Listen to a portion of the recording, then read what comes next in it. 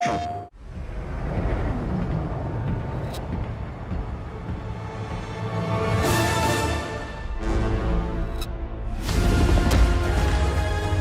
he did in Iceland. What he did was ill-disciplined, utterly reckless. Give me one good reason to put him in the program, Mom. I think you just covered them all. It's really quite simple. Bond is a bullet without a target. Let's give him one.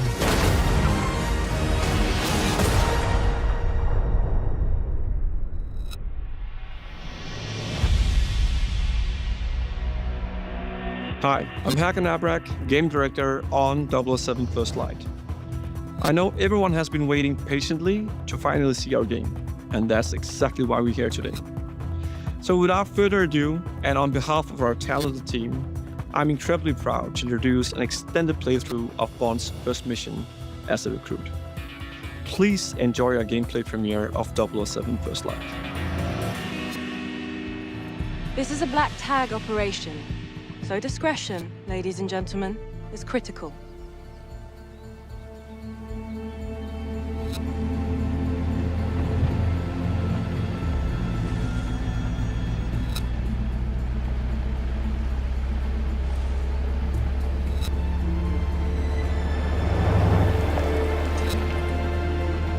Now, I could get used to this. Don't act too impressed, dearest, or you'll blow our cover. And James, do quit your pouting. I'm a glorified hood ornament. What could I possibly have to pout about? Sorry if the assignment doesn't live up to your grand expectations. Someone must watch the perimeter. If 009 slips through our fingers, you're the last line of defense.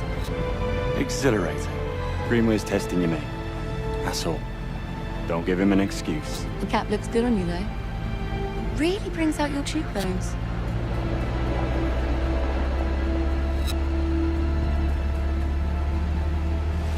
Take a left up ahead, James. Backseat driver. What's that, darling? Just a frog in my throat.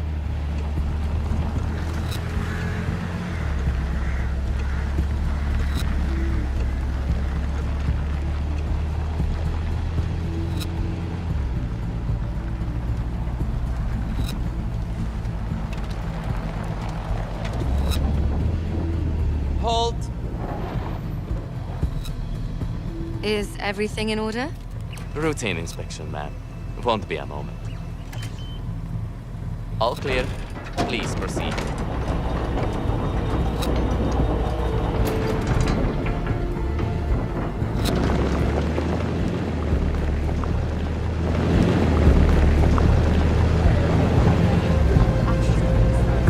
You think if I sold a kidney, I could afford to stay for a night?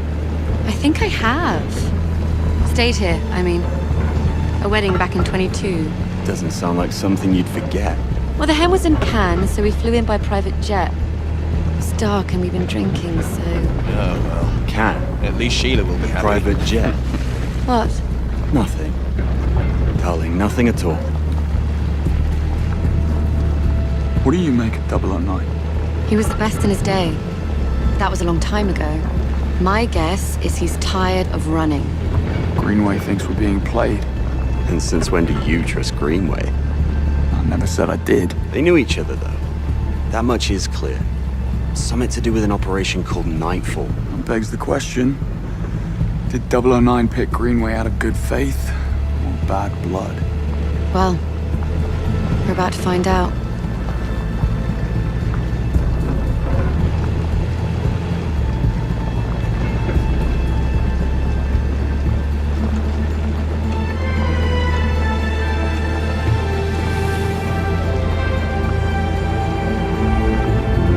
Pull up. This is our stop. We're live, gentlemen. Switch to comms. Monroe, with me. James, stay. Save the world some other time, yeah? Afternoon. Invitation, please. Blake and Loretta York. Plus the help. Welcome to the Grand Carpathian. Parking is right up ahead. Mr. and Mrs. York, enjoy your stay. Much obliged. Oh, they will.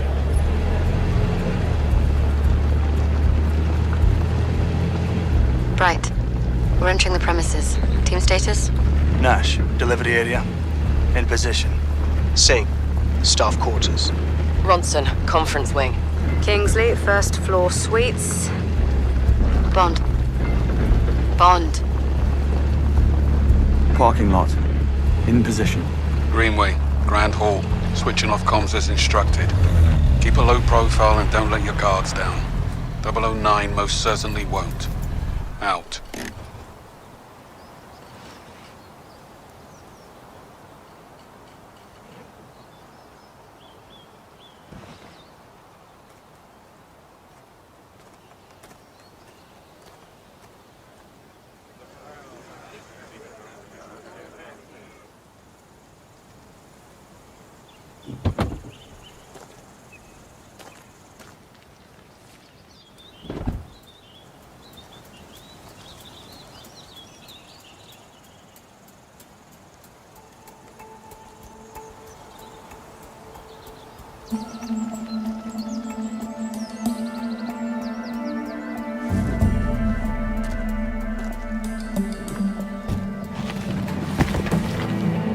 Not exactly the 5-star treatment.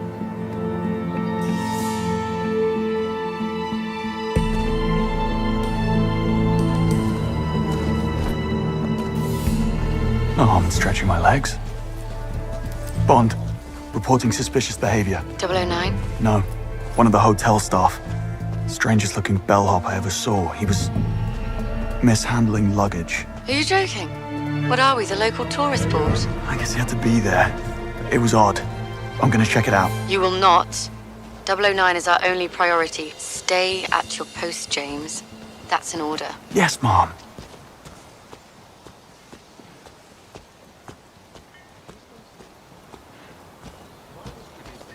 They had poor taste, if you ask me, and got what they deserved. Pardon me? Need to see a man about a bag. Missed him. Afternoon, sir. Staff and press only. Oh, damn. Forgot my press badge. You're not the first. Can I duck through? I need to catch up with that bellhop. Show me your ID and all's good. Better go and get my ID then. If you want to catch your bellhop. Fair point.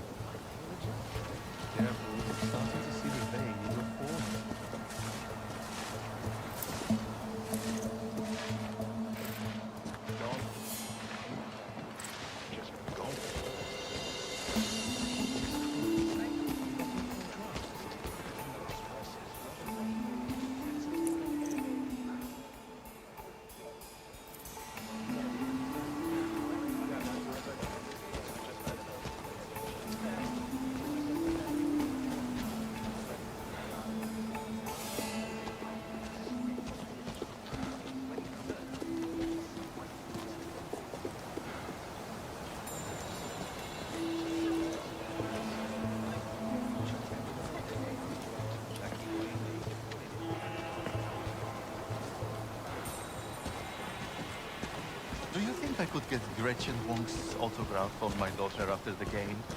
She dreams of going pro.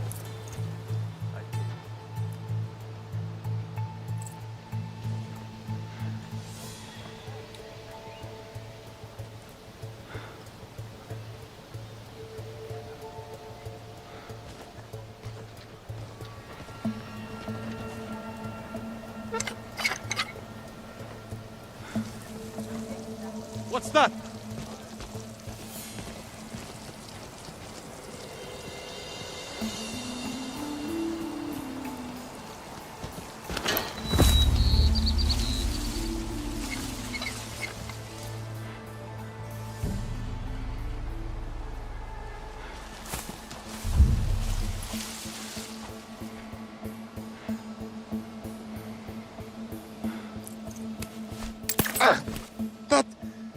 What the? God, sorry. Oh, my.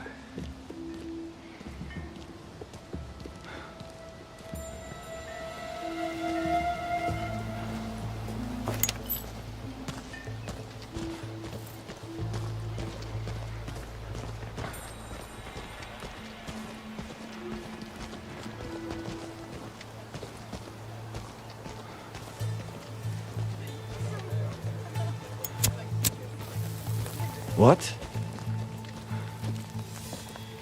Let's see. Was... Odd.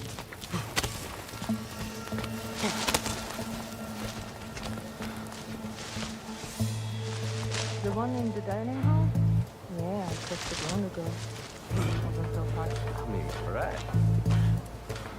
You know where it is. Maybe the hotel owner could be there. Besides, I couldn't find a locking mechanism. Gate crashing a black tie event? Haven't done that since final year. I'm not really a white person. What?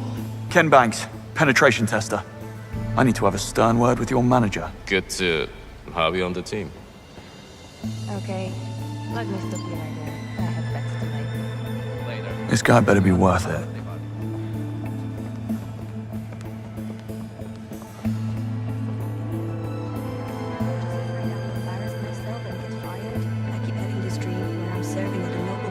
Don't mind me, ladies. Good afternoon, sir. Which room is he in? Dunno, but he's getting an extra mint on his pillow. That's for sure.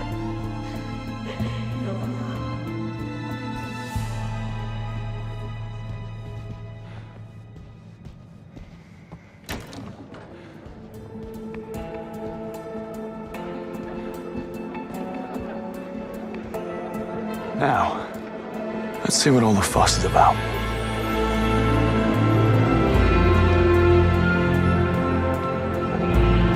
There's Greenway. Hopefully I'm the last thing on his mind. What are you here for?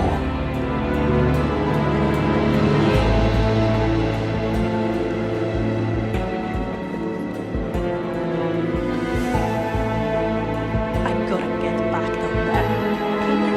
Nobody chose a Scotch opener. I literally have no idea what you just said. Kingsley alert. Best not get spotted just yet. Need to build a case first. Introducing bold tactical possibilities. Catch the momentum. I see. Bond, status. All was quiet in the parking lot. No sign of 009. Over.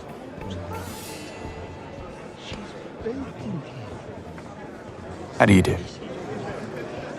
Where have I seen him before? I think he models for Alexander Dupin. Oh, right. Now, where do you go? This is the place. Is it your own concoction? I can't take credit, I'm afraid. The hotel owner has a huge collection of mixology books from the 20s. Book collector, huh? Oh yes, his pride and joy. He's got all sorts of antique books on display about the castle and local history. Wonder if you could help me. I'll certainly try, sir. Did you notice the blonde bellhop who just passed through here? There's a face you'd pick out in the lineup. Probably one of the Temps. He was asking for the directions to the backstage area. A chess fiend. I knew it. I'd stay clear of him. Just need a quiet word. Nothing dramatic.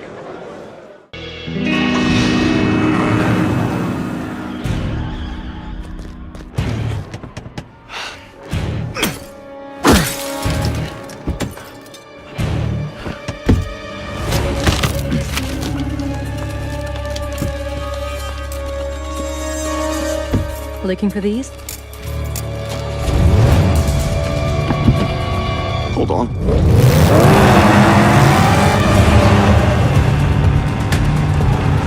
Just who the hell are you? Not now. Eyes on the road. Look out.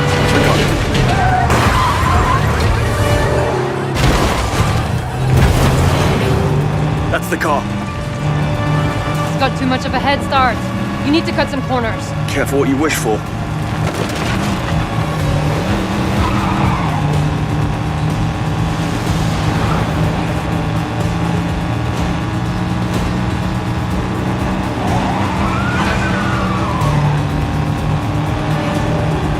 Ambulances, watch it.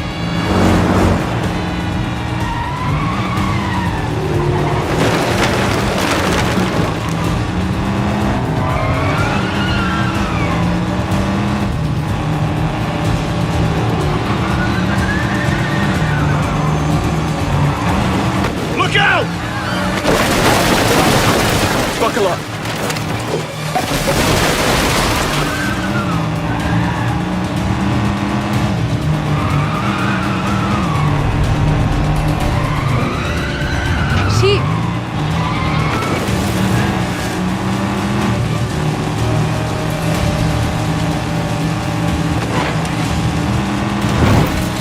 You're right!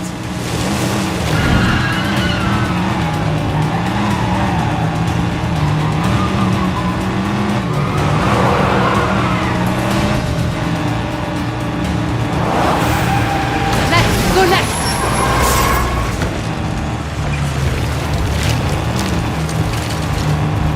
Brace! There he is.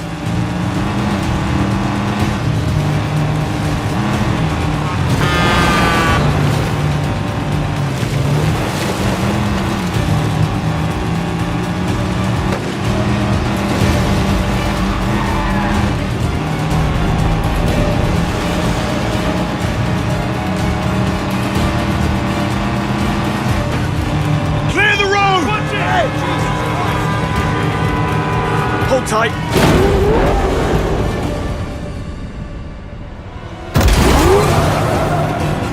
Now we're talking.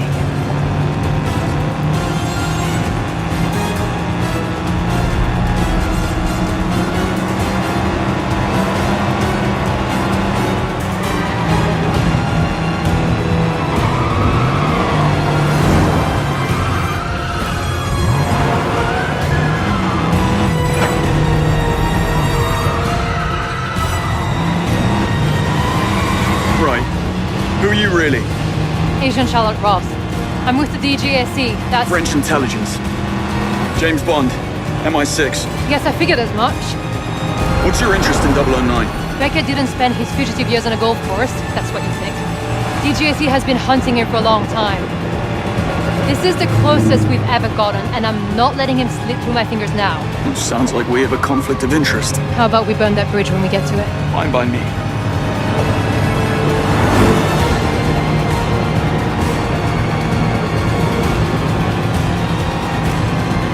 There. Pull over. No sign of 009. Plenty of his friends, though. I'm not loving the odds. I've had worse. Well, in that case.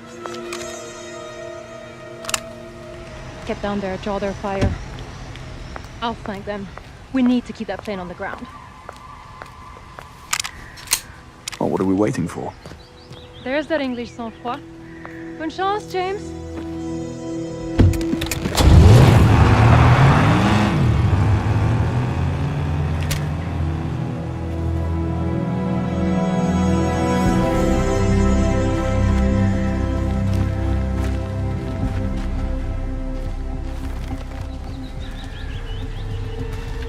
Looks like I've got a plane to catch.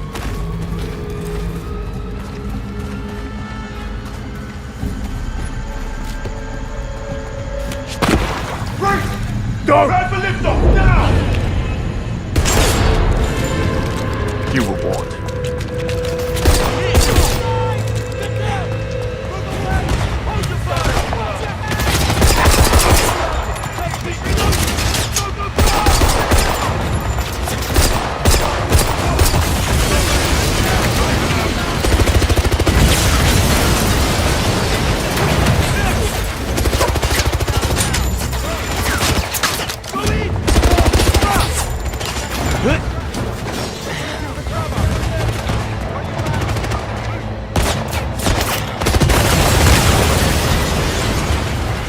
You needed a hand! No! I'll take him down. Can't stay here. Plane's leaving.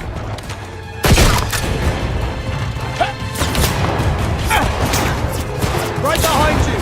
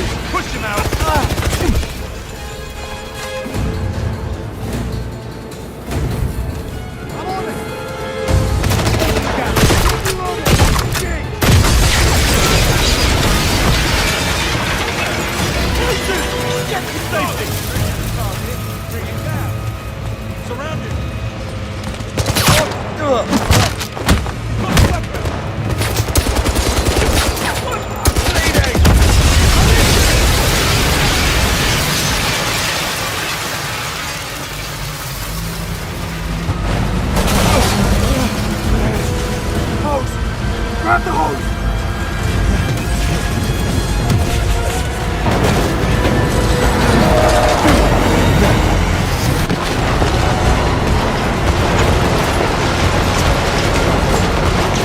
Oh, no, you don't! Not without me!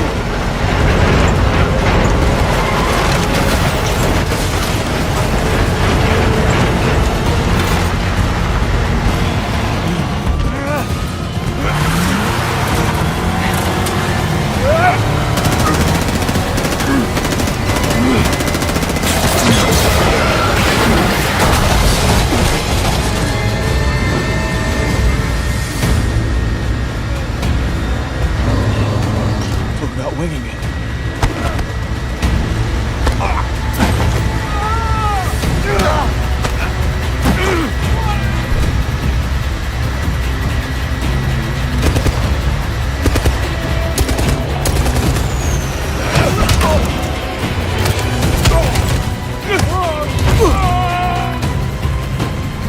Okay, 009. You're next. Package secure? Snug in the front. Did you kill the transponder? No such thing as radio stations 24 minutes out. No one's tracking us. Plenty of time to disappear. Not bad for a plan B.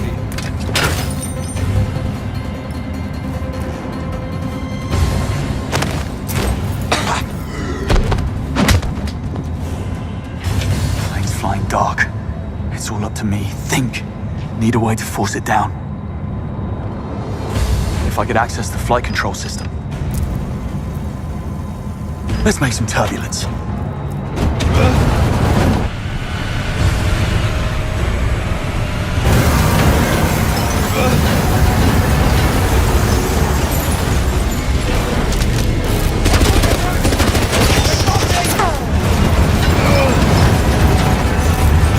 Never a dull moment. Ready to go.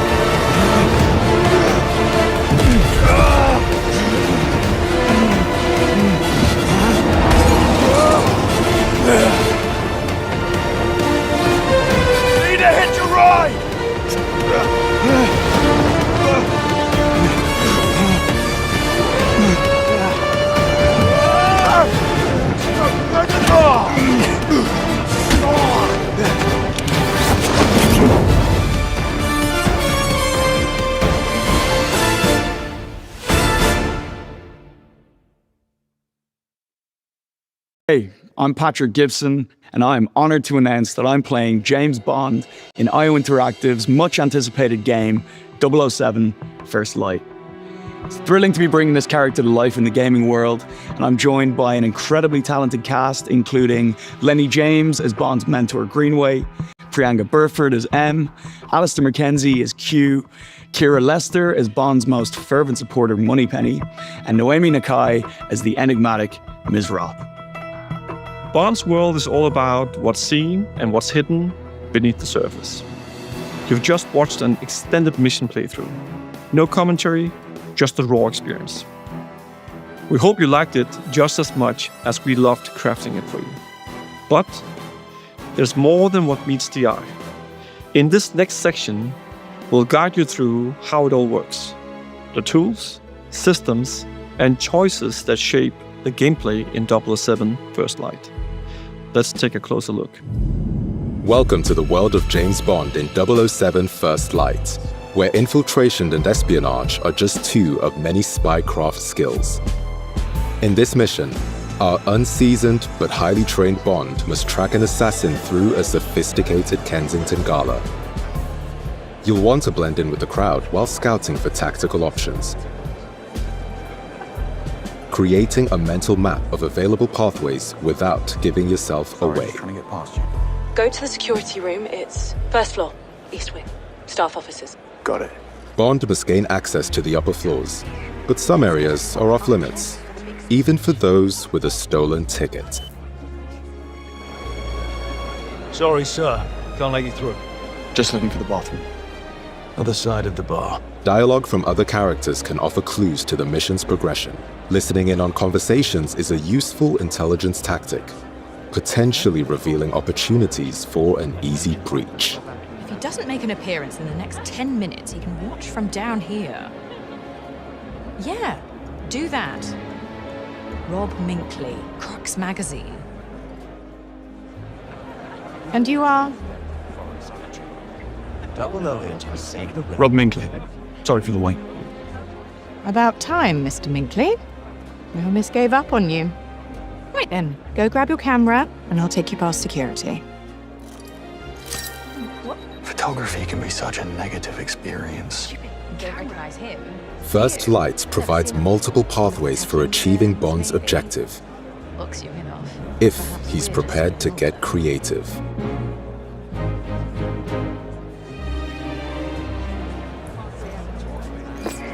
What?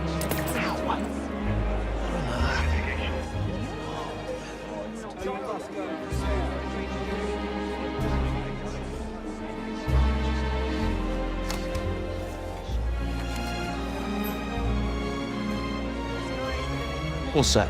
Follow me. Bond's gamble has paid off. The balcony should give you an excellent view of the stage.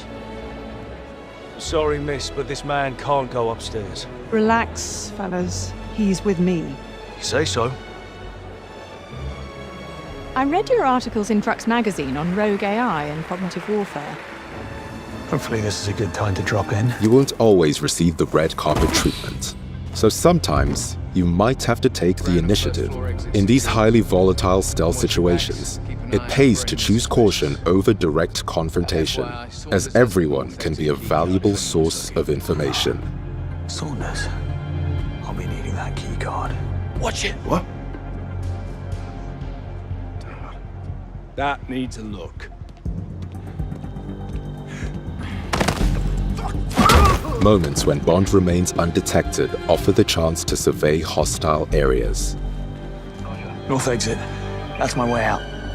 Bond can use the environment to his advantage by choosing from multiple routes, exploiting opponents' positions or security vulnerabilities. Depending on the situation and the odds, Bond can always go with a quick and blunt strategy.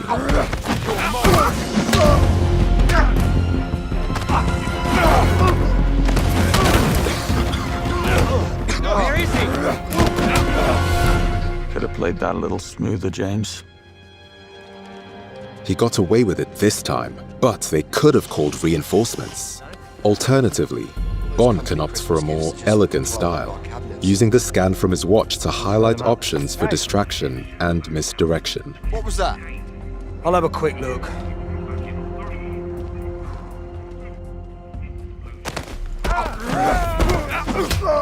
Who sets the bar? What's wrong with you?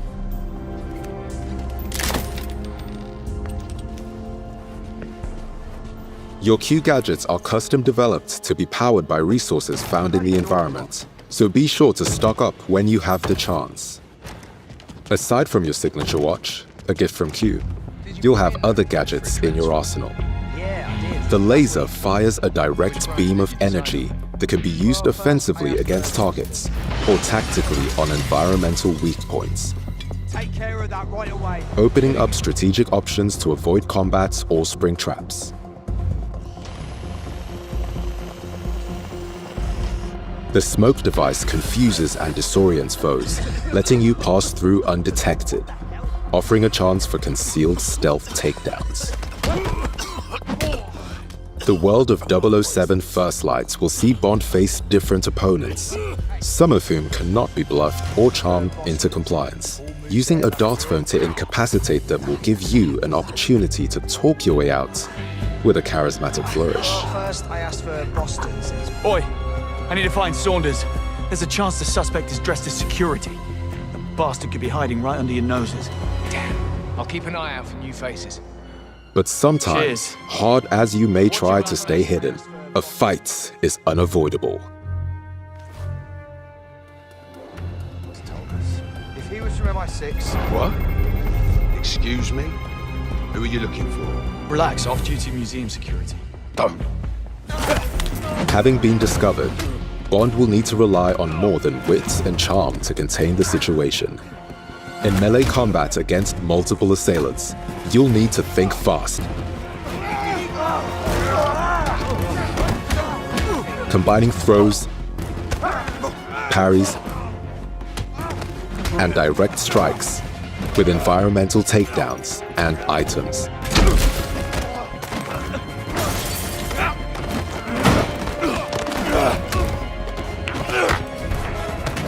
Simon says don't get up.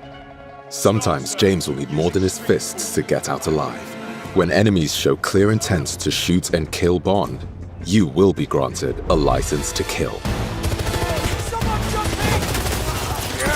Trained by the Royal Navy, Bond is an expert marksman. His Q pistol firearm is a great conversation starter. Enemies can provide additional firearms. You'll just have to borrow them for a moment. With quick thinking, you can turn the tables on your enemies by making the very environment a deadly weapon. Gadgets used for stealth and infiltration can also be deployed in combat to disrupt enemy attacks or provide further offensive options.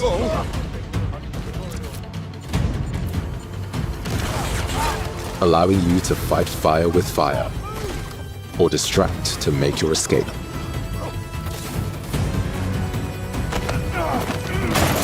Adversaries come equipped with different levels of armor, requiring either greater ballistic might or tactical improvisation.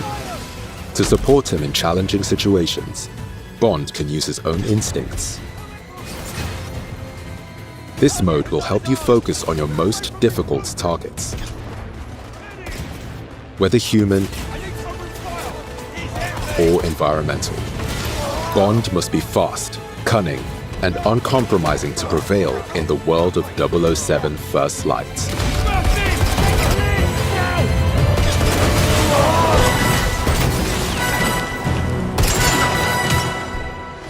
Thank you for your visit. Okay. We hope to see you again. Somehow I doubt that.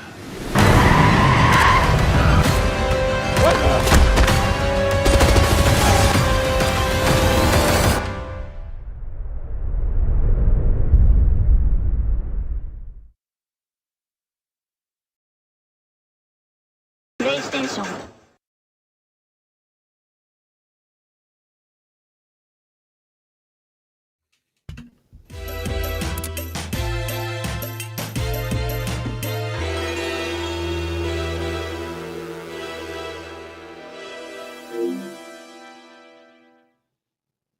Beyond and hello and welcome to a very special live edition of IGN's weekly PlayStation show. I'm your host, Max Scoville, and joining me to unpack the 007 First Light State of Play we just saw and discuss a few games we're playing, Jada Griffin and Brian Altano. Beyond, James Beyond. James Beyond. Damn it. That was great. Wow, yeah. Good, very good. Yeah, I feel like I know this is a state of play. I know this game is coming to multiple platforms, but this feels like sort of the natural progression of the DNA of something like Uncharted. Like we were watching this and we were getting major like sort of single player, third person Uncharted vibes here, and I think it's a lot of it is the set pieces, and it feels like that mixed with a bunch of Hitman DNA. And man, I wasn't sure what to expect from this one. I was excited for it, but I was like, I'm gonna let these guys cook, see what happens. I am all in on this game now. This looks fantastic.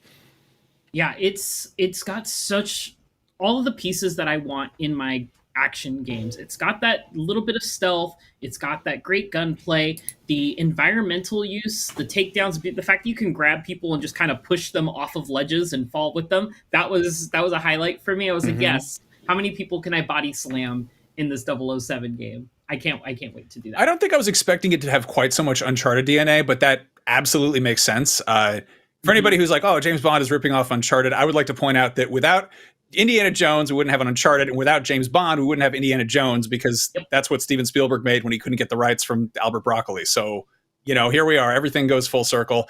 I'm getting a little bit of Deus Ex too.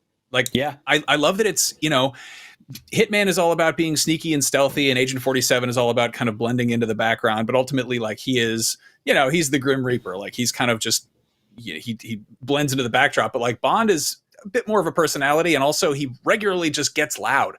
And I was sort of skeptical to see how IO Interactive would be handling the action side of things, because you can get loud in Hitman. Like, it's a solid toolbox of ways to kill people, but like the melee in this, I was not expecting to be so robust. Like, it looks kick-ass.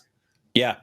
You mentioned like before the show started, while we were watching, you mentioned Sleeping Dogs, and I was like, yes, that's exactly the vibes. I was trying to figure out what it was. I was like, is it Sifu with the combat? Is it Arkham? Is like, no, Sleeping Dogs is where it's at. Yep. And that's such a great connection to make Max. Like, the combat looks a lot of fun. The fact that you can pick up the pool balls and throw them at people, like, it's just, there's so many options you're going to get in this, and I can't wait to do that.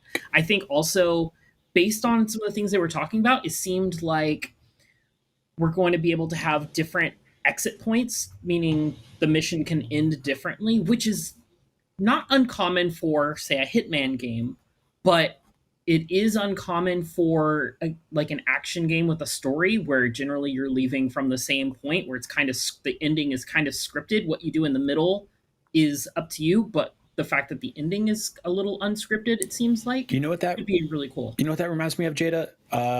Most people's favorite James Bond game, which is 007, the N64 game, the single player campaign in that had multiple difficulty tiers, right? And based on those difficulty tiers, it wasn't just that enemies were tougher, but you had new criteria that you had to accomplish. And each one of those things had sometimes entire areas that you could only access through a key card that was on the more difficult level. And so I'm really excited to see that kind of stuff unfold here, because it seems like you might be able to do a straightforward playthrough, or you might be able to get a little creative in the margins and kind of mess around and find a whole new way to take things down. Even if, like you said, those story beats end at the same of every chapter, I really like the idea of having this experience that you're James Bond, and it's got this big sweeping story and these characters and stuff like that, but you have a lot of wiggle room on how you want to handle those things in between, because I feel like that's going to create some really funny moments and some really impressive moments, people streaming, people uploading clips and stuff like that. Like, that's what this is all about. Also, it gives you replay value in, was probably going to be like a $70-$80 single player game. So that helps a lot. Yeah, my big concern, I think, going into this was that it would be too linear, and it still remains to be seen. But I'm considerably less worried about that now, because it really does seem like, there's a point A and a point C, but point B can be a lot of different spellings and fonts and character styles. Like, how you want to approach that seems pretty wide open. And I'm knowing IO, like, with how they handle like Hitman, I really feel like there's going to be a lot of optional objectives, and there's going to be a lot of like, did you try doing this? Did you do that? And I'm dying to see how much Bond, I guess, reacts to that as a character, because like I always said that like Hitman World of Assassination is already like a pretty perfect 007 game. The difference is that like the quippy one-liners that Bond says are just the name of like unlockable things that 47 does. Like, they have lots of really corny wordplay that's buried in the menus in Hitman. And I feel like in this case, Bond is just going to fire off like he had that line in there where he's like, photography can be a very negative experience or something. Yeah. Yes. Just give me that cornball nonsense. I love it. I'm into it. And we got a little glimpse there at the tail end. There was the whole pre-order splash screen. And I think you get like four costumes or something with the deluxe edition. I interviewed the head of IO back at IGN FanFest or IGN Live, and one of my things was like, okay, so like so much of one of the fun things in Hitman is like unlocking all these weird gadgets and costumes and different That's the reason all that. Are we gonna have that? And he was like very hush hush about it. But just based on what they're kind of showing off out the gate, I feel like there's going to be like an entire, legacy wardrobe of great Bond outfits beyond just the, what he's wearing here. Yeah, they have a very, very deep history to pull from here between all the characters in the movies and the books and all that fun stuff. And it's really cool to see. I think you nailed it, Max, because like you James Bond, Daniel Craig got into it a bit. Those were a little more grounded, but like he is kind of corny sometimes. He drops silly one-liners. That's part of like the sort of appeal of the character is, he's outside of just being like this, trained assassin, hitman type character that, infiltrates international espionage and all that. He's also like, he's trying to get women to go home with him by being, kind of cute and funny about it, and it works for the most part. And so that is the thing that you need to nail for this character. It's also really cool to see, like we've been hearing stories for years about the, what's going on next with the actual Bond film franchise, and they've talked repeatedly about wanting to go for someone younger. There were rumors about Idris Elba at one point, and I think those rumors went on for so long that he was like, I'm too old for this, like get somebody else. And so them going into this franchise with a younger actor is really cool to see, because we haven't really gotten to see anything like that in a long time in the movie. It's just somebody who's just kind of just starting out, just getting their bearings. And to me, that's like you could build a franchise for 10, 15 years, which, in this day and age is only 2 games, but still that's really cool. Like this whole stuff here where you show up to this like gala and there's a crowd this is so like deliberately specifically out of the Hitman playbook, right? And we've also seen scenes like this in Uncharted also. And I love this. Like this is these little playgrounds, these little sandboxes, these set pieces that all come together. This is again, we all knew this was going to be a good idea when we heard the studio was working on it. And the more we see the peanut butter and chocolate in action here, the more I'm like, yeah, feed me. I give this to me, and we don't have to wait that long, which is awesome. I'm just saying, I'm happy. This is our first Bond game. By the time it drops, it'll be like 14 years since our last Bond game, which has been a minute. What was it? Was the last one the GoldenEye remake? It was the 007 Legends, I believe, was the last one we got back in 2012. And from, kind of perspective, game design, game development time, 2012 to I want to say like 96, 97, we had like 14 Bond games in that time period, and now it's 14 years to the next one. So it's kind of crazy. I'm happy that this one looks so good at its kind of initial showing, because this can help bring more fans into these genres. There's like Hitman games are great, and a lot of people play the Hitman games, but there's so many Hitman games. I feel like some people may be intimidated to jump in because they don't know where do I start with Hitman. Anybody who's like looking at this and being like, wow, jeepers, this looks cool, and they hadn't messed with Hitman World of Assassination, fix that immediately. Those games are. I was kind of asleep on the first 2, because like the first one came out episodic, and then the second one was, I forget, something else came out the same day or whatever, and then 3 rolled around, and it was right after the PS5 came out, and I wanted something like shiny and pretty to just mess around with, and I got completely hooked and wound up sinking like 200 hours into all those games because they're spectacular. The weird thing is, like, we look at the track record of Bond video games. They've had them for a minute, like the big one being, GoldenEye. And for the most part, they've been just kind of straightforward action games or like shooters, like maybe like a dash of stealth in there.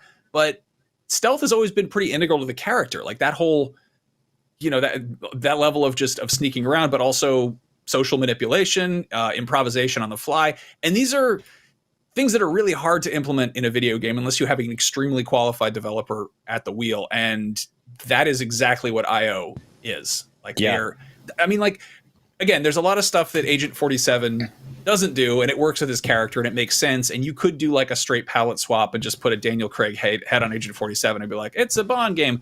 And it would be okay. Like it would still be fun, but it wouldn't quite be fully authentic. And I like that they have kind of, they've retooled things to make it make more sense in the context of the character. Like, you gotta have car chases, you gotta have big set pieces and shootouts, and you also have to have, you gotta have some smooth talk. And like, I like that there are dialogue options. I like that you can BS people. Like you can get caught by like 8 guards and then just be like, hey, sorry, I'm the museum inspector, and I guess maybe you don't always you charm your way out of it. Yeah. Basically. Yeah, I mean that is a key trait in the movies. Like it's really cool to see. It's also like we were talking about this right before we started recording today, but this isn't exactly a franchise that like younger generations are completely connected to. Like it's sort of like, we got a really awesome Indiana Jones game last year. We're getting DLC for that game tomorrow, I believe. And they nailed it. They got the assignment, and I don't think the last movie did. And I'm a lot warmer on the more recent James Bond movies than I think a lot of folks are. Max, I know you just rewatched those too. They're great, but I think this was kind of like a boomer franchise for a while that, like, we might have been, our generation might have inherited from our parents. What are you and stuff talking like that. about? Kids today can't get enough of the Cold War. They love it. So yeah, I do think that this is going to be a lot of people's maybe first exposure to this character, and then it'll get them an opportunity to go back and maybe check out some of the best movies and books. But like seeing this and Indiana Jones both like live on in video game form has been really cool to see, as somebody that like grew up in the 80s watching these movies, and now I get to see these things. And what's interesting is like Indiana Jones is still sort of handcuffed to Harrison Ford. You got Troy Baker doing an impersonation. Bond's never been that way. Bond is historically, like, if anyone who's older than 15 has had multiple Bonds in their lives basically. And so that's like, we get another one here, and that's awesome. Like we've seen Bond games where they were like, this is Pierce Brosnan, right? Very specifically about him, or like they'll have unlockable characters from previous ones. This is a brand new Bond for like a new generation, and I'm all for it. Like, this just looks like a blast. I dig that it's video game first. Like, it is not, it's not a tie-in with the movie. Like, this is them giving it the proper treatment it deserves. And like, video games since the jump, since day one, have been borrowing so heavily from a handful of movie franchises, and like Indiana Jones is one of them. Look at Pitfall, and then other ones being Aliens, Predator, stuff like that. Die Hard. Bond is a big one. Anytime there's like so many, how many video games have borrowed like cool gadgets? Like the idea of just, you want to do cool spy stuff. You want to Bond is effectively like, the original novels are this kind of, this power fantasy of like, you are, seeing this from the point of view of this suave, arguably super powered secret agent who just always saves the day and always gets the girl and all that. And we've seen that reinterpreted countless times over in movies, but it's so cool to see it, like, it given the proper amount of intention and gamification it deserves. And I'm stoked on this. Also, real quick, I do want to say I rewatched the most two recent Daniel Craig movies, and I think that pound for pound, Daniel Craig has the best Bond run. There's one key piece of advice I would say to anybody who wants to go back and revisit those. You got to treat Casino Royale and Quantum of Solace as one movie, and you got to treat Spectre and No Time to Die as one movie. Like, there's this, it's 5 movies, but there's this weird like 2-part intro, 2-part outro. But the first part flows into the second part, and the fourth part flows into the 5th part, and it's a totally different viewing experience if you actually watch them like that. Anyway, no, it feels like when people are kind of lukewarm on a TV show as it's airing, but then they go back and binge a season and they're like, oh, this makes so much more sense, or just it was an odd narrative choice for them to do that, but it works when you run them back to back. I wonder if they're gonna do, like, I feel like there's a lot of opportunity for DLC for this, not to like get ahead, get ahead of the cart here, because the game's not even out yet, but that's the thing that Hitman did so well, was just to sort of be like, hey, we just dropped a new puzzle box, like, enjoy. Like, they can very easily be like, we're doing a mission at like a music theater, or like you're at this outdoor thing. My big hope, and this is where I love that we're like, here's what you're getting for Christmas, and you're like, here's what I want for Christmas next year. With Alien Isolation, they did like the original story that was set in the Alien universe, and it was clearly faithful to it, but it was just doing its own thing. And then for DLC, they were like, yeah, but here's the original Alien movie. Like, here's a retelling of that in video game form. I hope we get like Dr. No, Goldfinger, stuff like that. Like, I would love it if we got little standalone DLC missions, and maybe it's got a Sean Connery skin or something, or maybe it's this current Bond and it's just been retooled a bit to be, hey, here's like a modern reinterpretation of this weird man who likes gold things, or this like, kind of give it the greatest hits kind of selection, and just, really flesh it out and give the fans something that they love about the series. I will say my one kind of not concern, but I guess something I'm curious about is, how this flows as one cohesive story, because I wanted to ask you guys about that, because like we saw a lot of footage of like it, you know, the state of play started out with like a very slow driving car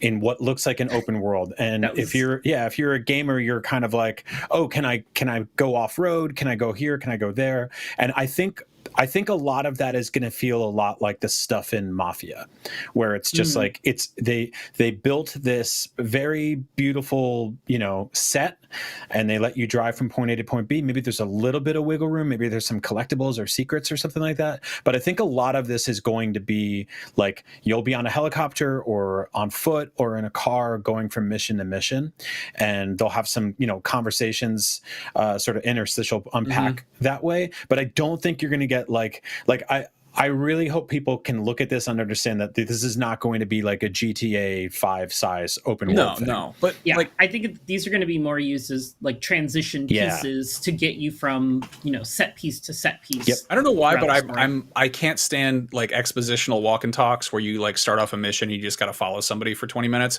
But for whatever reason, if you're doing it in a Jaguar, I'm like, yeah, I could do that. It makes more sense. I'm really curious, like, you know, the part they pull up to the gate and the whole thing, you're pretending you're a chauffeur. What happens if you just ram into the gate? Can you do that? Can you just like completely flub the mission by like hitting one of those guards? Sorry, my bad. No, but like the Hitman games, each level is its own kind of self-contained Bond movie. Like they're these wonderful little just capsules, and you know, occasionally there is some overarching story that connects them. But for the most part, what I love about them is that they are these little, you know, they're little, you know, clockwork dioramas you get to mess around with. And in this case, I'm like curious to see how they handle it. Like, is this going to be effectively like, oh, okay, it's a Hitman level, and then there's a cutscene, and then you're in like a, you know, a Forza Horizon stuntman sequence, which isn't an open world race. It's like a very, you know, carefully curated driving set piece. But I mean, yeah, how many branching paths are there in this driving sequence? Because it looks rad, it looks really cool. But again, this is the kind of thing when you're, you know, this is a carefully rehearsed demo showcase of the game, and it's definitely showing its best side. But like, what is it? You know, how much does it hold your hand, or how much does it like punish you for going off the rails a little bit? They're not. I mean, it's probably close to like the Uncharted 4 Jeep scene where you have alternate paths you can take as you're going down the roads, but there's obviously optimal paths. There's, you know, things that you'll see if you go down one path versus the other. I think that's fine. I think it's fine that those experiences live like that. I don't need those kind of open, like more open exploration things. Would it be cool? Maybe. It depends on how much of that is actually designed to be cool by the devs. You know, just giving, you know, open road doesn't do much for the game if there's nothing to do in it. Zero interest in like exploring a big open world as James Bond. That doesn't sound cool to me. Having weird little claustrophobic but still versatile and open levels, like Hitman style stuff, I'm in on that. Curious to see where the set piece side of things goes. You know, I think we can like glean a couple of details from what we saw in the open-ish areas here. Like obviously, like you guys both just said, we didn't get the part where like the screen turns gray and there's a counter and it says like turn back around, you're in the wrong direction, right? Like every one of those games has. But we did see him drive a truck drive his car off of like a truck and he just landed on the road. There wasn't anything. There was no need for it. You know, he didn't save any time. He didn't trick anybody into thinking he was a stuntman. He just did it because it was cool. And so I wonder how much of that stuff is going to be out there. Just, you know, a little bit of environmental freedom in terms of playing with toys and stuff. So let's talk about the coolness meter here, because you have this thing on the bottom right here, your instinct meter, which is your little, it looks like your little electricity battery thing. Your focus. Yeah, your focus. Yeah. And it slowly builds up as you do stuff. You know, you kill a dude normally, you get 5 points. You blow up an entire airport, you get 14 points or whatever. And it's the math's not mathing on that one for me. I'm dying to see how this works, and I think it's a fun little bit. Like one of the things I do love about the Hitman games is like as you play them, you know, there's all these you'll get like little treats. You get little kind of, you know, they'll kind of drip feed you like, oh, you did this thing, you unlock this thing, you found a new area, and you get like this many, you know, Agent 47 Hitman bonus points, whatever the hell they're called. And at the end of the level, you trade that stuff in, or that stuff gradually unlocks, you know, basically level tiers and things like that. And in this case, it seems like you're kind of using them in the moment, which is a totally different dynamic. And I guess it encourages you to try more stuff and then kind of pay it forward. You unlock some things. You get your your dart gun that gives people stomach issues and they go throw up in the corner. The best feature. I love it. I mean, that the guy who went to check on the water also at the beginning, that guy took a really long time to go investigate a water spout just to turn it off. I was like, he's just over there just looking at the water spout. Just turn it off, man. Yeah. Go back to your post. That was a little odd. But yeah, no, the gadgets and stuff look really cool. I think the focus that focus meter is really going to lend itself well to optimization around like speed runs for people who really get into this game, because depending on what your focus meter, that'll depend on, hey, can you bluff your way through this area and shave off 4 minutes of your time? But in order to get enough focus to do that, you've got to go stealth, take down like 6 people over in this other area, or do whatever other actions that will build up your focus. So I think it's going to be a really cool mechanic and a real good resource to use throughout this game. I think it's going to really change just how a lot of us interact with it. I think we're going to have, it has the potential to create those really cool community stories like, hey, I was playing, the level at the party. Did you do this? Like, no, how did you do that? I think that resource meter is really going to enable those types of stories, which is all the better for a game like this that traditionally are more linear and doesn't get a lot of talk about the levels themselves, unless there's like a really cool level in that single player campaign. You know what I mean? And can you go through that airplane hangar sequence without? Can you do that on a pacifist run? Will it trigger a set piece? Like, can you stealth around that whole thing, and or can you do it with no guns and just throw objects at people's heads or punch them in the face? I'm interested to see how much, not only freedom you have to do that, but how much they sort of encourage that, reward that. That to me is what's going to make this even I'm in no matter what, right? But stuff like that's going to be really cool to watch if somebody can just do, they're in a silly costume and they do the whole thing stealth. So rewatching that airport shootout set piece, it reminds me a lot of GTA 5. Not in the big open world screw around, sandbox stuff, but in the single player missions where you're doing a bank heist and it's, you've got this sort of wide linear, approach. You're going from one big explosive set piece to the next, and there's sort of an idea of how you're supposed to do it. And then you're going to finish it, and they're going to be like, oh, if you'd gotten 15 headshots or taken 0 damage, you would have gotten a gold medal or whatever. And I feel like it's going to be a similar thing here. I'm totally just speculating here, but it does seem like I don't know. Does Uncharted has that in the trophies department, right? But not in. Their trophies were more of take down 5 enemies with a punch as the final blow. So you'd have to soften them up with a bunch of light gunfire and then run over and punch them in but the face. there's not a thing when you finish a mission that pops up that's you could have done this differently. You don't get a report card, right? No. Yeah, I didn't think so.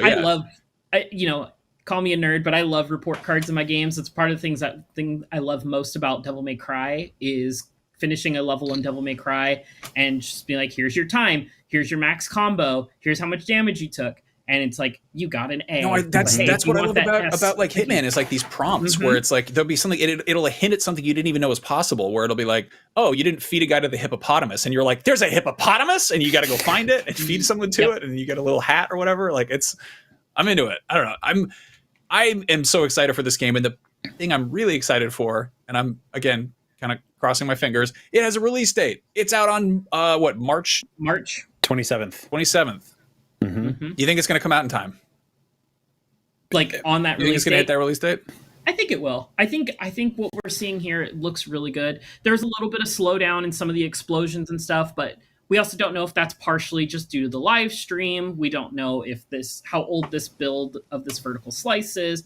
I think it looks very polished overall for everything. We're getting to see a lot of the different gadgets and tools. They talked about the different ways to go through missions. I think there's a lot of polish here. I think they're pretty solid. We've got 7 months away. That's a little over half a year until this gets here. I think it's going to hit that. Yeah, I don't want to be I don't want to be cynical. I'm always skeptical of that. And also, I mean, this is every video game is scared of GTA 6, and I feel like this one is kind of it's kind of hey, what's up? We're right here. So I hope it hits that. And man, I was excited for this, but this like really kind of made me more excited. So I like this is great. I like the gadgets and stuff we get. We got the little laser used to shoot down the chandeliers. They at one point they zapped a guy in the back of the head with the laser, which blinded him. So I do worry about the the realism. The realism? with that. The realism, yes, the reality of it. I mean, if you're lasering a guy and blinding him from behind his head, I feel like it should do more damage. You should probably collapse if a laser is just blinding him through the back of his head. I mean, while we're at it, if 70 people at an airport shoot at you and they all miss for 15 minutes straight, either you're really good at stealth or like you're a god. But hey, it's a video game, right? It is a video game. It's one of those things where it's just one of those things you notice and it's like, how did he get blinded from behind? It's not just a video game, it is a James Bond video game. I want to just call that out specifically. Yeah. Like James Bond has been like just really very loosely doing realism for like 70 years. Yeah. It's just, which is great. And I'm not totally like hating on that. I don't want them to change that. I like that aspect of it. I like the very like 10% Looney Tunes that James Bond games and movies can be sometimes. Like the whole plane scene we got here with guys just popping up on top of the plane to fight on the plane. That's very, that's 10% Looney Tunes at this point. Like everybody just starts appearing and then he hops in the plane and everybody else is just like, nope, we're all good. Our guys didn't come back in. No, we were all laughing when the plane's blowhole opened up and a bunch of men hopped out, and it was like, all right, sure. Little bad guy closets on the roof of the plane. Why not? It's great. Sure. I mean, it's it adds to the fun and ridiculousness of something like this. And throwing these guys off of a moving plane is hilarious. Like, there is there's like 5%, maybe 8% slapstick to may contain peanuts or whatever on the ingredients list when it comes to James Bond, and I'm here for that. Hitman devs, like, they get that in their games too, right? Like you can play those games with like a chicken hat or whatever. So yeah, let's see how silly they get with things here. This, like, I want to say also, like, I don't really care for Borderlands, but with this and the Ghost of Tsushima, Ghost of Yote state of plays, Sony's done a really good job on like a singular focused state of plays this year with, two of those back-to-back being games I'm really excited for now that show off really well for extended periods of time. And that's not easy to do because like they've tried that before. Other studios have tried that before. Like there was that Starfield one where a lot of us were kind of like, hey, this looks really good. And then like maybe weren't so hot on the final game. But both of these games, I feel like they showed off really well in state of plays and they will be really well received when they release. Well, it shows a tremendous amount of confidence in the game that they're making, that they're just like, hey, here's 20 minutes of somebody playing. And like, we carefully curated the 20 minutes we're showing, but it's not somebody like chiming in to be like, here's what's going on in the universe here. And if you look closely, you can press X to do this thing. It's like, we know how a video game works. Or it's like a guy at their computer and there's like this blurred monitor image and they're just talking about design philosophy, which I think is important and has its own place in a documentary that comes out after the game is released. No, I mean, it's or like even leading up, but in a separate video. Sure, yeah. Like if you want to learn more about how we did this cool thing in the trailer, in our state of play, like we're going to be posting a long form conversation on that. Yeah. But to your point, Brian, yes, I'm so happy that they started off with just, hey, here's 20 minutes of uninterrupted gameplay straight through it. And then they were like, hey, so this is what you saw. We're going to explain a few of the little things that you saw there and just kind of how they work and how things can be different. And I was like, that was just love it. Like, I mean, they announced this thing like 5 years ago, something like that. And then didn't show anything since. And that again shows a tremendous amount of restraint, but to have like a cinematic reveal earlier this summer and then come out with this thing and be like, here's how it works. And then, oh, by the way, you're going to play it before you know it. It's coming out very soon, which is just such I'm so happy about that. It just makes I love it. And again, I'm totally prepared to be mildly disappointed when it comes out a few months after the fact or whatever. We'll have to wait and see on that front. But it's just, I don't know. It's just it's very clean and to the point. And I'm very into that. Also, we didn't touch on the license to kill thing, but I love that the way they let you get loud in a stealth game is by giving you a license to kill, which makes perfect sense in universe. But the idea that you could fail a mission up until that point by doing too much stupid video game stuff, and then suddenly you're like, okay, it's getting a little bit rowdy in here. You have a license to kill, go nuts, get loud. I really dig that. Also, I liked it. In that mission we saw, Bond is sneaking around And he's not just avoiding bad guys, he's avoiding his own team because he's completely, breaking the rules. Like he's sneaking out. He's supposed to be like guarding the car or whatever. And he sees his boss and he's like, ooh, better go this way. And that's just, I don't know. That's a whole interesting layer. Like what happens if you get caught are you in trouble? Are you able to talk your way out of it? He says like, I better go build a case first. And like we get, the kind of mission got cut short before we could see how that plays out. But like, that's a level of, I don't know, kind of adventure game logic I'm really into that just yeah. Bringing that, I'm also curious to how other people, like NPCs in the world, are going to react to you doing video gamey things, because as he turns away from his boss and he's walking down the hallway, you see the little drawers and there's the little icons that are like, hey, you can open these. Obviously, they didn't do it in this state of play, but you're a guest at this party, you just start opening drawers in front of people. Are the NPCs going to like react to that? Well, yeah, they had a little thing in the HUD where I think in the very early on, it's like, yeah, you can hang off of this ledge, but this dude who's sitting here is going to think it's weird. It has like a little yellow thing, which is, I think Hitman games do a similar thing where it'll be like, this is, if you shoot a guy in the head or hit him with a fire axe, like I think everyone's going to get mad at you. Whereas if you if you walk into an area you're not supposed to be in and they're like, hey, get back here, you're like, oh, sorry. And you can stumble out, but they're going to be like a little bit suspicious. Mm-hmm. Again, this studio knows how to do this kind of stuff. And I'm stoked. It's gonna be good. Yeah. Real quick, our friend Simon Carty, who's been on the show a bunch of times, just published a lengthy preview for this game that he got to check out at Gamescom. And it's really, really good. And also on the article on IGN, he embedded a video at the bottom that you all need to see. Oh, was it his audition? Where he basically told what was it? It was the cast of... I mean, he told Daniel Craig basically. He auditioned. He made an audition tape to be the next Bond, and he showed it to like Barbara Broccoli, like who owns the franchise, and she was just like not having it, and Daniel Craig was like kind of chuckling at it. It's one of the funniest things. But yeah, no. Carty actually went and he visited the studio and got to talk to the devs at IO Interactive. So go check that stuff out. There's a bunch of features up on IGN. We are going to be talking about this game some more for sure, but right now there are some other games for us to discuss. Before we get to that, if you're looking for something to play right now that helps support a great cause, Humble has an awesome bundle going on right now. From now until October 7th, you can grab 8 incredible games for just $14.99, including WWE 2K25, Destiny 2, Legacy Collection 2025, The Plucky Squire, and Return to Monkey Island, and more than that. And every purchase supports Team Rubicon, which is a veteran-led humanitarian organization that unites military veterans, first responders, and civilians to deliver aid where it's needed most. By joining in, you're not just building your library, you're helping communities recover and rebuild. So head to humble.com and check that out. Now, let's talk about some video games, because we have been playing some video games. Jada, you just had, is your review up? Is it, or can we talk about it? It is not up currently. It is in the process of going up. I'm a little bit delayed compared to Embargo, just because I took it on getting back from Gamescom. So very shortened review period. But Hell Is Us will be my next review that's going up. I'm not going to give the score away here right now. You guys will have to just check into that later. It's a 50. Yes, I gave it a 50. Out of 10. Dan Stapleton was pissed when he saw I gave it a 50. He's like, this doesn't fit anywhere on our You broke scale. our website. It's not even supposed to go up that high. The 5 is actually just a $. It's $0. I don't know. I was like, damn, this is what I've got. This is Gamescom brain, bud.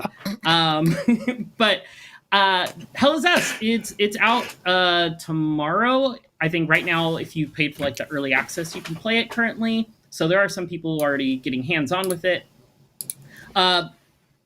Solid, very solid action, adventure, exploration, lots of puzzle solving in this game. I was not aware that it was going to have as much puzzle solving in this game from the earlier trailers. It looked to be more horror adjacent, with the very creepy and awesome designed what are called hollows in this game, which you can see on screen. Those little creepy looking little white guys. They are just fantastic design. I wish there was more of them in the game. There's not a whole lot of them, but each design is great. It's fantastic. But yeah, I spent a little under 40 hours to finish this one. I cleared, I think, around 75% of the side quests and puzzles or so. So I've still got some to go back and finish post-review. But really enjoyed it. It's got some good build diversity when it comes to your weapons. You've got axes, twin axes, swords, pole arms, a great sword, and I feel like there's one or two other weapon types that I'm forgetting right now. Jada, clear the air on this one a little bit, because I think a lot of people were like, "This is a Souls-like, with a lightsaber and a drone and Death Stranding, and like what is this game?" You would not be wrong to assume the kind of lightsaber Souls like. It's even your only outfit choice is poncho, so Star Wars Jedi Fallen Order style. Welcome back, Cal Kestis. Welcome back, Cal Kestis. You've got ponchos, got a little drone on your upper right shoulder that scans things for you so you can read them. This is Cal Kestis versus seasonal depression. Welcome back, BD1. But yeah, so it's not a Souls game. Mainly in the fact that there's no resource that you gain or lose on kill. For enemies, enemies do not respawn right away on death. So if you do die, but you kill 3 of the 4 enemies in a room, those 3 of those 4 will be dead when you come back. And you just have to kill the 4th one and move on, which was kind of nice. There are exceptions to that rule where there's sometimes these enemies are entwined and binded to each other, and you'll see these like pixel-like creations come out that are called haze, they're good enemies for fighting, but just not on the creative level as the hollows, which was where a little bit of my disappointment came from the enemy variety in this game. But there's multiple levels of that. But yeah, it's not a Souls-like at all, other than managing your stamina on attacks. Each attack takes up stamina. Hold on. I want to stop you there. I feel like we're totally bearing the lead on this game, and I feel like the game kind of did that itself. And there's an image that popped up kind of recently. People called it out. I think it was on Reddit or something. But basically, there's a disclaimer at the beginning that's like, "Hey, you don't have a magic compass. You don't have a map. This is entirely like you are turned loose in this world. You got to pay attention to what's going on and figure out what's happening and solve these mysteries yourself." And I think that puts it much more squarely in the adventure game department than it does in the action, Souls, horror, survival, whatever it is. And it has combat. Like I was whatever on it when I thought it was a Souls-like. I was not interested. And upon finding out that it's actually about creeping around and uncovering some mysteries and all that, it is a lot more interesting. I don't know. Yeah, this took a lot of like retraining of my brain kind of back to like old school games where you didn't have maps, you didn't have map markers, there was no quest log for you to go and look at. You do have like a little touchpad that you can look at that keeps all of your clues and such that you can look at, but it doesn't like, hey, you should go talk to blah blah blah because this clue refers to them. There's none of that in this game. You have to really pay attention to the environment. You have to listen to what people are saying in conversation, because will be sometimes the only hint. I hate doing that. When's it my turn to talk? It's the only hint that you'll get about like, hey, I should go look over here. Or, hey, this person was like, hey, I'm really bummed about this terrible act that I did now that the war's been going. And I just really want to remember what life was like before I did this terrible thing. And that's the only clue you get. And you just leave. That's the end of the conversation, basically. Well, that is Souls-like in a sense. We always talk about Souls-like as being like hard combat and you lose your stuff if you die or whatever. But like they also have incredibly obtuse side quests, and also aside from Elden Ring, they don't really have maps. Like you're kind of just you've got to remember where things are and pay attention. You meet some guy who's at like a lobster shack and he mutters to himself about something horrible that happened. You got to go halfway across the world and figure out what the hell he's talking about. And like it feels like they're pulling on that corner of FromSoft games as opposed to the combat side of things. It does have that. Thankfully, you can repeat conversations with people and talk and get a little bit more details about them.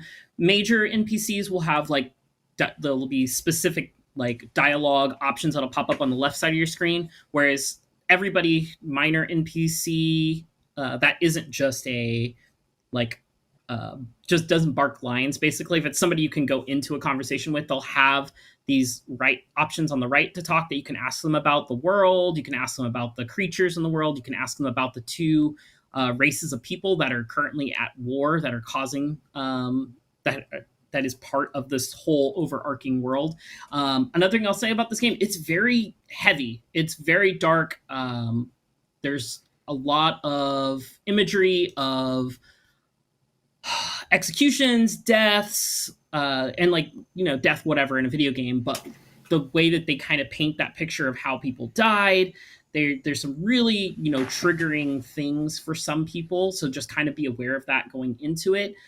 There's also what are called there's these giant orbs that will be placed around the map that are called time loops, where it's basically something just vile and just atrocious that happened in this world that was just pure evil kind of manifests into this orb. And when you go into it, you just see this like heinous act that is just repeating. It's just people like being executed, trapped in time forever and ever. And so you have to figure out how to break those loops to free them. And that will generally give you, some sort of key item or a little bit of information more about the world and story. It just depends on which ones you're clearing. So it is definitely very heavy. There's kids that are missing limbs. So like it's really does not shy away from like just how brutal war can be in a country. Kind of wish it didn't have combat. I mean, I realize that's a controversial thing to say, but like if you're making a game all about the horrors of war, and then it's also like, be sure to equip your amulet and your best sword and go and manage your stamina meter as you fight these big ghosts or whatever. Like, I don't know. There's a storyline behind why the creatures are there and what they kind of are. So the combat is nice because it helps kind of funnel you from direction to direction. Well, it's also a video game. It's also a video game. Yeah. But like, because there's no map, no compass, like you get a manual compass that you can just, so you know which direction you're facing. Cause sometimes it's like, you should go look to the Northeast, but you have to like equip it to your little hot bar and then activate it. And it stays up for a few seconds while you run, and then you put it away. The enemies were kind of a good guiding light for me to like, oh, I should go look over there because there's enemies over there. And sometimes I would find a passageway I had missed or a quest line and such. I'm really into it on that level. It seems like a cool time. It's also, I feel like pretty proudly borrowing from the Alex Garland movie Annihilation, and then also the Netflix German show Dark, which is about weird time loop stuff and people in ponchos and being creepy in barren landscapes. And I don't know, I'm really into that. It's got also killer soundtrack. So I like what this is doing. I'm happy to hear that it's being received well. It seems like it's I had a very good time with it through and through. It starts off a little slow, but once you get towards, I'd say about the mid to back half of Act 1, it picks up a lot quicker, and it's a lot. You've kind of, at that point, you've become ingrained of like, oh, okay, this is kind of how this game plays and how this game works. And now I know I need to go talk to this person, or I need to go find somebody around this area to talk to. There's multiple like zones. You get an APC to travel between different areas, which will also reset some of the enemies respawning. So you can also farm them for materials for upgrades. There's a whole upgrade path for your weapons. You can augment them with different glyphs and elements. There's red, green, blue, yellow, which all link to like an emotion like rage, terror, grief, and I believe ecstasy is the yellow one. Yes, ecstasy. You get to do ecstasy in this game, Max. Not really. Yes, ecstasy, the opposite of grief. I guess it kind of is. Yeah. That sort of works. Yeah. It is. And those all will change, like your combat style. The weapons will look differently depending on how you upgrade them. So that gives a nice little variety in your builds. How many unique ponchos are there that can be equipped throughout the game? And are they hidden in crates like in Jedi Fallen Order? So I only had the one poncho, but I did find like 5 different hats as I played through. So you can put on a hat on top underneath your poncho. Yes. So that was when you look at it, it looks like there is, they say that you can buy additional ones in the store and such. So I imagine there's going to be some microtransactions for if you want to make your character look different. It has no status, has no play on gameplay. It's purely cosmetic. So that's, so I'm okay with that. If that's, if you wanted a golden cloak or poncho, if they have that in the store, go for it. Sure, why not? Money if that's what you want. Cool. Well, Jada has your review is up one of these days. It's going to be out very soon, and there's we also have some tips up on IGN's YouTube, and the guides team has been working on that. Brian, what have you been playing? Anything cool? Not much, or not anything for this show, but you can check out Nintendo Voice Chat this week to hear me talk about the new Kirby DLC, which I'm loving very much. Yeah, mostly Switch stuff. I think I got back and from Gamescom, and I was like, I think I need a little bit of comfort food, so I did another run through Resident Evil 4, of course, which is just second nature for me. And then I started playing Symphony of the Night, which still rips, the Castlevania game. And so, yeah, if you've never played Castlevania Symphony of the Night, it's on all your PlayStations. It is, I don't know, I just really wanted, I saw everybody getting excited for Silksong, and I don't want to take anything from that. But I tried multiple times to finish the original Hollow Knight. I'm a huge fan of Metroidvanias. It just wasn't for me, and not into like I know I famously went on the show and was just like, I quit Bloodborne and then came back and then it was my favorite game of all time. Like I've really put my time in a Hollow Knight. I respect the hell out of what it's doing. I think the combat's awesome. It's just not really my thing. I might still buy the sequel when I wake up, or just check it out on Game Pass, because I'm itching for a new Metroidvania that's long and meaty and it's really fun. So in the meantime, I was just like, well, let's go back to one of the GOATs. Let's play Symphony of the Night. And I realized I hadn't finished that game in like a decade maybe, and yeah, it still kicks ass. It's the template for all the awesome GBA ones that came out afterwards, the DS ones, all of which are available in various collections on your pretty much anywhere you play video games. Konami's been really good about like going back and putting those games out again. And Symphony of the Night, I think you can still download like the PS3 version of it on your PS5. I could be mistaken. I know I have it on Xbox.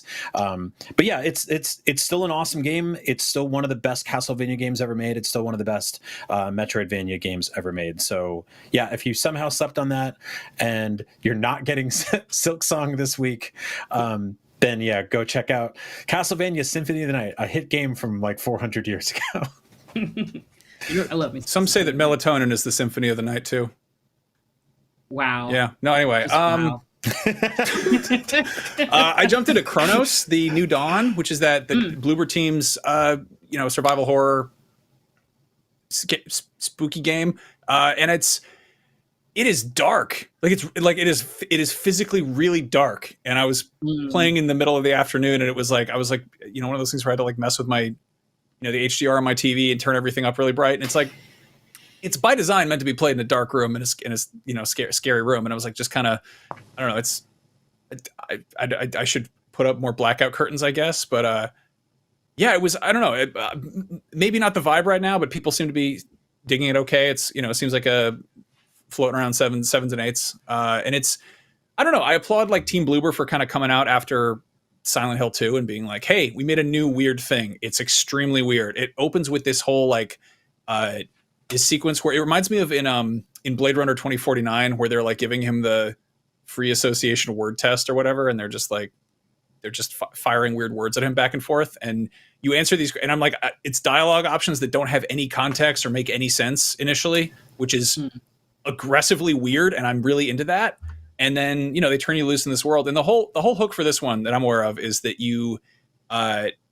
they basically pair two of the creepiest things that have ever been in survival horror games, which is the what is it? The Crimson Head zombies from Resident Evil, where if you don't burn them, they come back and they're meaner or whatever. And then the Rat King from The Last of Us Part 2, where a bunch of, clickers grew together and to make a big super clicker or whatever. And in this case, basically, if you don't burn the slimy guys, they make bigger ones. They merge together and they get bigger and scarier, which is kind of fascinating and again also dreadful. But I can't wait to play this. Yeah, like this looks like extremely my type of ish. This is a third person shooter set in a grotesque horror. This is like this is why I play video games. Yeah.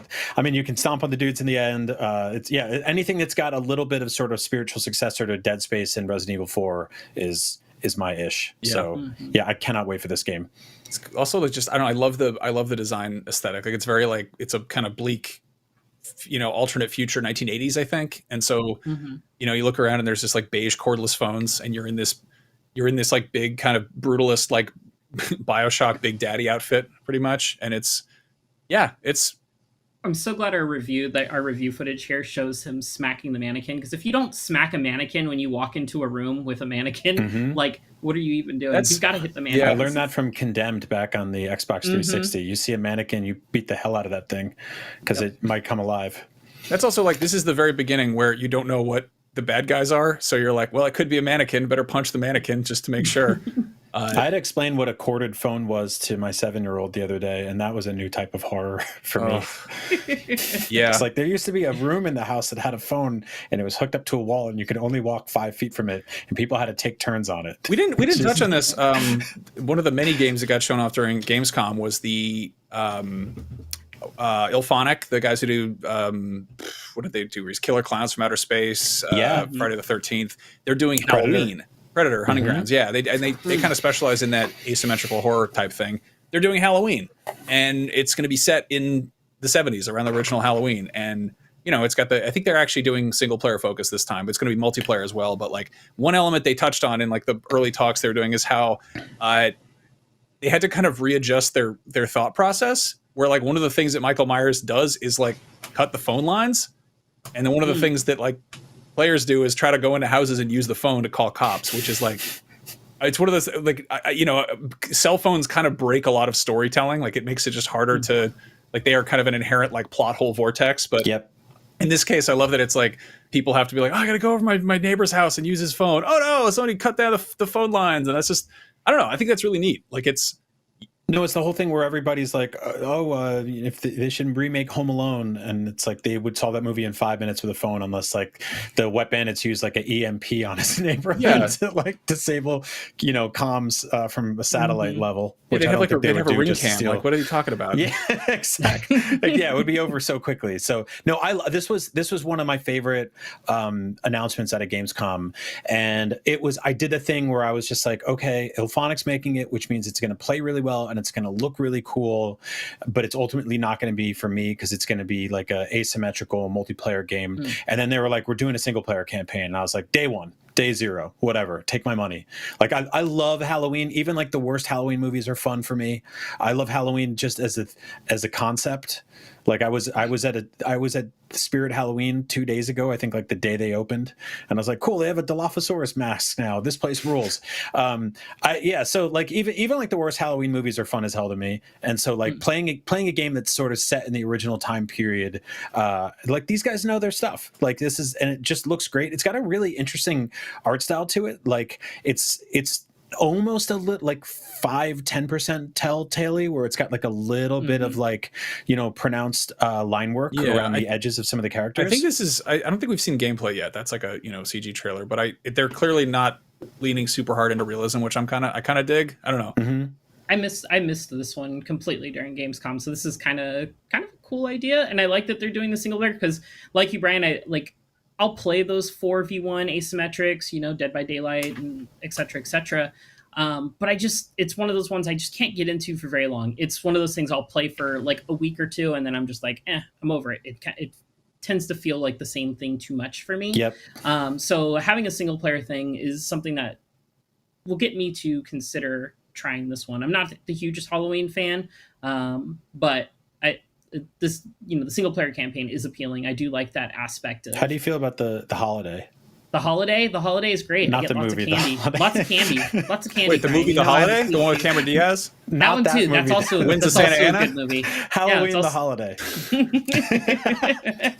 It's also good. Probably top five for holidays for me. I'm kind of whatever on Halloween. Like I respect it. I'm a very big John Carpenter fan in spite of that. And John Carpenter is involved with this in some capacity as like an executive producer, I think. And I don't know if that means that they like, you know, they show him some gameplay and he yells at them over Skype or whatever, or if he's actually like giving them notes on how, you know, what Michael Myers does or doesn't do. But I don't know. I think he's also, I think he might be doing some of the soundtrack maybe, which is also cool. I don't know. He gets a big check no matter what, which I think he's gone on record as saying something that is very important. I like, he's such a wonderful, like crotchety old man. There was some, I think like, junket interview or like red carpet interview we did with him. And we're like, oh, Jan, can we ask you a question? And he's like, one question. And they're like, what are you playing? And he's like, he was like Ratchet and Clank Rift Apart, and they were like, "Why?" And he's like, "One question," and like walked away. I want to shout out another one of my favorite stupid IGN videos, and I do this every time John Carpenter comes up. But Nintendo put out this thing called the Labo a couple years ago, which feels like a fever dream. Yeah, it was this cardboard construction set, and they made a piano, which I bought, and it's a piece of crap. And we got John Carpenter to play. Oh my God, you pulled it up so fast! We got John Carpenter to play the Halloween theme song on the Labo piano, and he's just so mad at how bad it is. It's great. I love so John go watch Carpenter. that. I love that we have the access to do these dumb things with these very important and like influential people. And we're like, hey, play your theme on this really shitty like video game piano. Hey, Jim Lee, we got a U-Draw tablet. Can you make something for us? John Williams, we need you to play Wii music. Yeah. Gordon Ramsay, we got a Play-Doh Fun Factory. What can you do with it? You guys are pitching gold right now. Anyway, yeah, thanks for hanging out. This is great. I am very excited about First Light. I hope we get to talk about that more soon. Yep. But we'll be back next week with more Beyond to talk about all those things and the stuff. And thanks to everybody who joined us live to tune in and talk about the games and hang out and all that. And that's the end of the show. Beyond. James Beyond. James Beyond. That's so dumb. It's so dumb, but it's so good. I love it.